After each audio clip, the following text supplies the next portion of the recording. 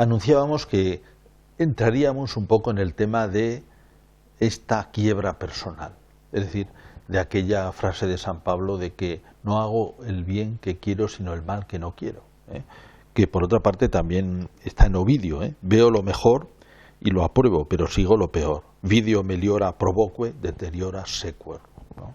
Veo lo bueno, pero luego resulta que no. Veo claro lo que tengo que hacer, pero no. Claro, esto es una experiencia universal, que también hay que contemplarla cuando se contempla el ser humano.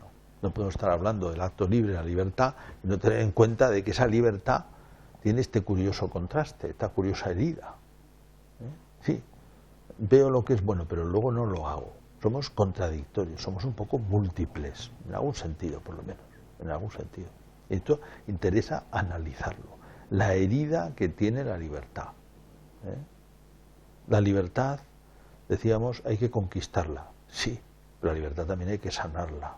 Hay que sanar la libertad, está herida, la libertad humana está herida, está herida. No queremos siempre lo bueno. Dentro del abanico tan enorme de cosas que al mismo tiempo pujan en nosotros, que nos mueven, desde cosas instintivas hasta la multitud de nuestras aficiones, nuestros amores, nuestras convicciones, ¿verdad? Pues ahí hay un cierto combate, donde se impone a veces algo que no es lo que nos gustaría querer, aunque, atención, muchas veces lo queremos, porque se da este curioso efecto de contradicciones voluntarias.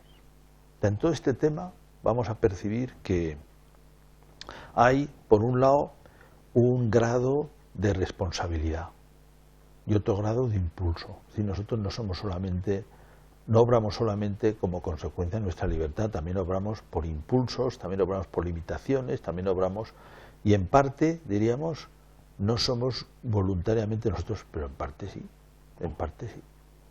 Y el grado de nuestra responsabilidad depende del grado de nuestra voluntariedad, que no siempre es fácil medir. Ahora, es muy difícil decir, cuando uno analiza muchas de las cosas, de estas contradicciones, vamos a decir, ordinarias, que no es él el que lo ha hecho, que no lo ha querido, aunque se ha dado cuenta de la contradicción. Quería haber hecho otra cosa y ha hecho esa, ¿no? Y de alguna manera no la quería hacer, pero al mismo tiempo la quería hacer. Y ha sido voluntaria, sería muy difícil negar que ha sido voluntaria. Luego veremos un poquito esto. Es difícil, ya digo, esto se plantea, esta contradicción se plantea mucho más claramente en una persona que tiene ideales morales, que no los tiene, no percibe el contraste, ¿no? Porque no tiene tan nítido el punto de referencia. Cuando uno se empeña o se propone ser mejor es cuando nota más claramente los fallos que tiene, evidentemente. Y esto también es una cuestión importante desde el punto de vista de la antropología. Podríamos decir que en cada hombre es un poquito doble, decíamos. Eso está, por ejemplo, en la famosa novela de Stevenson, Dr. Jekyll y Mr. Hyde, ¿no? Esa persona que por la noche se vuelve exagerado, un poco monstruosa, ¿no? O un personaje del Señor de los Anillos de Tolkien que se llama Gollum, con todo un mundo interior que si sí, que si no, que si hace una cosa, que si no hace la otra. Bueno, de alguna manera es exagerándolo lo que le pasa a todo el mundo. ¿Hago el bien o no hago el bien? ¿O hago el mal o no hago el mal? Este desorden interno se puede manifestar en tres grados. Uno, que podríamos decir son niveles del desorden. Uno podríamos decir de tipo patológico, Hay patologías congénitas o adquiridas a veces más o menos voluntariamente, que llega un momento en que se imponen a la voluntad y la persona no es libre. Esto pasa con muchas adicciones. Una persona la puede tener, digamos, por un problema puramente, vamos a decir, psiquiátrico, ¿no? Que, bueno, tiene una creación que no consigue vencer, que ni siquiera domina de ninguna manera, ¿no? En ese sentido no es voluntaria. Otras veces se han podido introducir las adicciones fuertes, al alcohol, también puede ser a la violencia, o al sexo, que son vértigos autodestructivos, ¿no? Y que la persona puede llegar a un momento que realmente no lo controla. Bueno, esto necesita un tipo llega un momento que no es voluntario. Quizá tiene alguna voluntariedad en algún caso en cómo se ha originado eso, pero otras veces no, por una cosa puramente enfermiza, una privación de la voluntad. Pero esto, diríamos, bien, es un misterio y también es una cosa dura y también algo que hay que situar en la antropología, ¿no? Pero en cierta manera plantea menos problema humano. Pero el problema interesante, vamos a decir, son las grandes pasiones que se desarrollan en nosotros, que es como un segundo grado.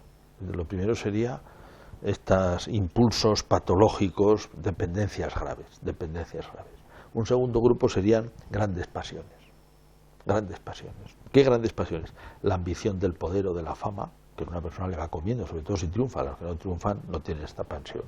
Las personas que triunfan se les va metiendo. El amor al dinero también se va metiendo. Hay personas que la avaricia, el auri sacra fames, ¿no? La sagrada hambre del oro, que decían los romanos, ¿no? Los latinos. La sagrada hambre del oro, que se te va metiendo. Después, el sexo también tiene una capacidad de más que ver la profesión de la pornografía, ¿no? Pues de pillar, ¿no? Y de absorber la conducta, ¿no? Y luego hay cosas que también son naturales y que tienen una gran fuerza, ¿no? El enamoramiento en sí mismo es una especie de pasión que enajena un poco, aunque tenga, digamos, frente a las anteriores que hemos dicho que son muy negativas, puede tener un componente positivo y bonito, y humanamente también a veces puede convertirse en algo alocado y en algo completamente fuera de sitio, pero bueno, también tiene un sitio humano bonito, pero también es una gran pasión que dominan. Y otra, muy importante, por supuesto, el odio, los rencores, que también es como el amor al dinero o el amor a la fama. Eso también tiene una capacidad como de autoalimentarse tremenda, ¿no? Se va absorbiendo los resortes psicológicos de una persona. Bien, tendríamos las grandes dependencias, grandes pasiones que en una persona pueden llegar a dominarle mucho, aunque sin quitarle del todo la voluntariedad, su propia voluntad, porque en el fondo se identifica con esto, las quiere voluntariamente. Al mismo tiempo le impulsan, le mueven, pero también las quiere voluntariamente. Y un tercer grado de esta incoherencia sería pues la debilidad moral de cada día, cuando tantas veces no hacemos lo que queremos hacer, o lo que hemos decidido hacer, o al revés, hemos decidido esto, nada, no hemos decidido esto, lo hacemos. Leí hace poco una novela de Mankell, Los perros de Riga, una famosa novela. Dice, había decidido no probar el alcohol porque quería tener las ideas claras, pero cuando el camarero se acercó a la mesa le pidió un whisky. Bueno, qué típico, ¿no? Dice, lo había decidido un minuto antes, ¿verdad? Y a continuación, nada, no hay más que ver lo difícil que es guardar un régimen que a lo mejor nos hemos propuesto con toda seriedad, o digamos, nos hemos puesto con toda seriedad pasear, hacer ejercicio, nada. La pequeña contradicción diaria. Podemos decir que como estamos habituados de ella no hacemos un problema, pero realmente, digamos, también tiene su interés antropológico que seamos tan incoherentes los seres humanos, ¿no? ¿Cómo interpretar todo esto? Ya hemos enfocado desde el principio la idea de que el ser humano, cada uno de nosotros, tiene dentro un abanico de impulsos, ¿verdad? Que al mismo tiempo gobernamos con la conciencia, pero que con la conciencia podemos dar preferencia a unos o a otros, y que hay un grado, quitando las dependencias graves donde efectivamente una persona está enajenada y donde su voluntad no las puede dominar, pero en el resto hay un grado de responsabilidad que es difícil de medir.